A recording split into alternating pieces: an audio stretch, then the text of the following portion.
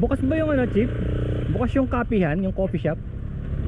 May bayad ba ang entrance pag magkakape lang? Pag magkakape kayo sir, wala na po kayong babayarang entrance Papanin lang dyan pesos per head. Papavalidate nyo lang po ito. Sige. Kasama nyo po yung isang motor? Hindi, ako lang. Mag-isa lang kayo sir. Pangalan sir? Larry. Pavalidate lang po yun sa cashier para Sige, thank you.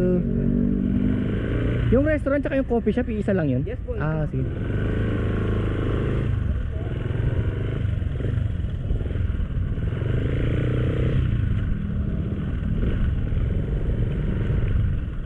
Pagka dumating si boss, may mga duck, may duck pond oh. Ito yung fish feeding 100 oh.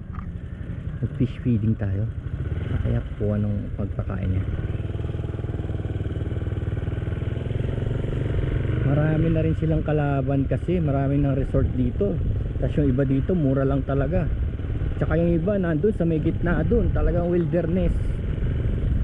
Pero ginasasan din talaga to.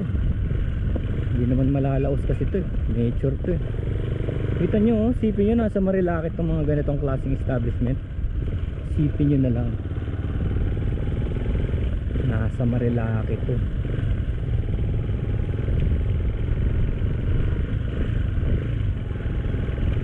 Kasi kung hindi mo malalaman yung mga ganitong lugar, doon pa sa bandang Jariel pang takbuhan, doon pa kakain.